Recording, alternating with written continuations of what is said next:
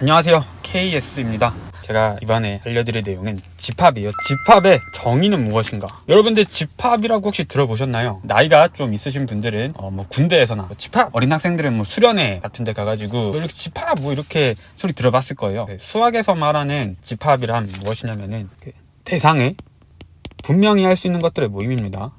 들의 모임. 그래서 포인트는 대상을 분명히 할 수 있다. 예를 들어서요, 잘생긴 사람들의 모임. 자, 이건 과연 집합이 될 수 있는가? 잘생겼다 아니면 못생겼다 라는 게 상당히 주관적이에요. 누군가에게는 잘생겨 보일 수도 있고 또 누군가에게는 안 잘생겨 보일 수도 있고, 객관적으로 이 사람이 잘생겼다 아니면 안 잘생겼다 이렇게 평가할 수 있는 기준이 없잖아요. 그래서 이놈은 집합이 될 수가 없어요. 키가 큰 사람들의 모임.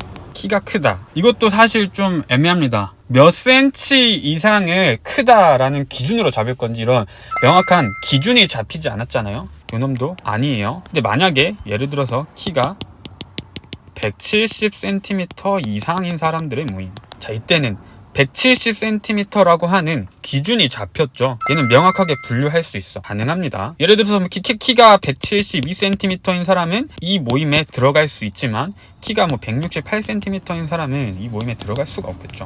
얘는 객관적으로 이제 이 사람이 어떤 사람은 여기 들어올 수 있고 안 들어올 수 있고 이런 대상을 분명하게 할 수가 있잖아요. 그래서 이놈은 집합이 맞습니다. 한번 봅시다. 지금 여기 세 가지 내용은 좀 일상생활에서 살펴봤는데요, 이제 좀 수학에서 살펴볼게요. 3 이하 자연수의 모임이다. 가능하는가 봅시다.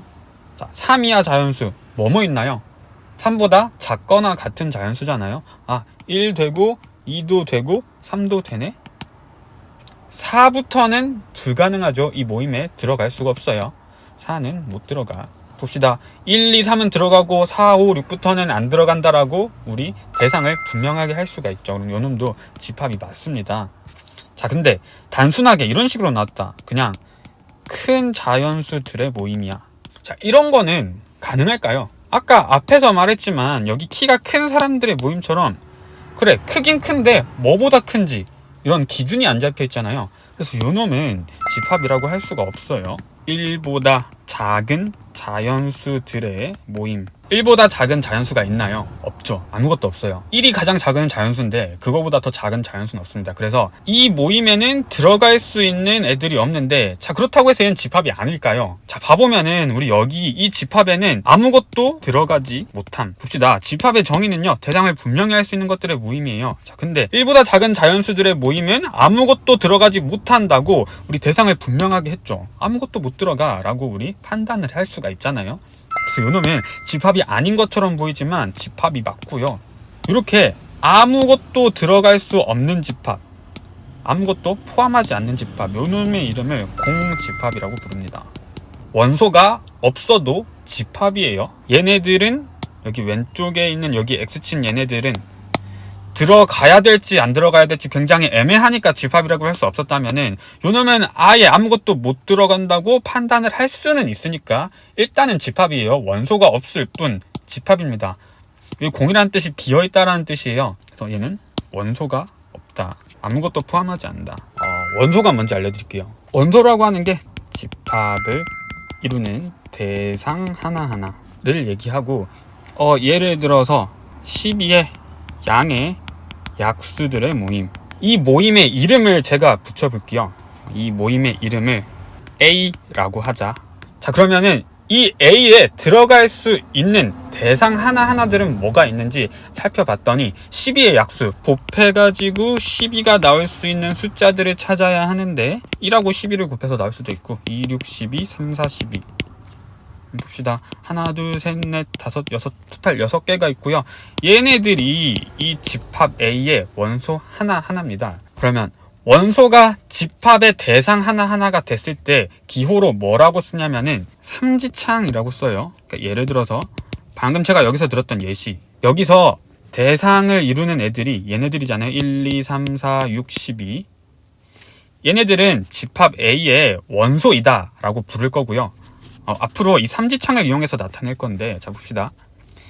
1이 A의 원소다 라는 거를요, 이렇게 삼지창을 이용해서 표현을 할 거예요. 2도 포함하고 있죠. 2도 A의 원소야. 3도 A의 원소야. 4도 원소야. 6도 원소고 12도 원소예요. 그래서 원소라고 하는 거를 이렇게 삼지창 기호를 이용해 가지고 나타낼 거고, 이 삼지창이라고 하는 게 왜 삼지창이라는 표현을 쓰냐면은 제 피셜인데, 원소라고 하는 게요 영어로 엘리먼트예요. 맨 앞에 있는 이 자를 따가지고 어떻게 잘 모양을 변형을 시켜봤더니 이런 삼지창 모양이 나온 것 같아요. 예를 들어 봅시다. 집합 A라고 하는 게 4의 배수들의 모임입니다. 자, 여기서요 잘못된 식 하나를 찾아볼까요? 자, 1번 4는 A의 원소예요. 2번 6은 A의 원소예요. 3번 8은 A의 원소예요. 4번 12는 A의 원소. 5번 20은 A의 원소. 제 1, 2, 3, 4, 5번 중에 올바르지 않은 거 어떤 거인지 다 체크를 해보면은 다들 찾아보셨나요? 이 문제의 답은 2번입니다. 2번이고요. 4의 배수들의 모임이니까 원소들이 말 그대로 4의 배수여야 돼요. 1번 같은 경우에는 얘는 4의 배수죠. 얘도 4의 배수고 요놈도 4의 배수고 요놈도 4의 배수예요. 하지만 6은 4의 배수가 아니죠. 그래서 2번 같은 경우는 잘못된 식이에요. 자, 그러면은 얘를 내가 알맞게 써주고 싶으면 어떻게 해야 되냐. 자, 정리를 하자면 A가 A의 원소이다 라는 거를 나타낼 때는요 어떻게 쓰냐면 방금 좀 전에 알려줬던 A가 A의 원소를 포함한다. 삼지창을 이용해가지고 이렇게 나타내시면 되고요. A가 A의 원소가 아니다.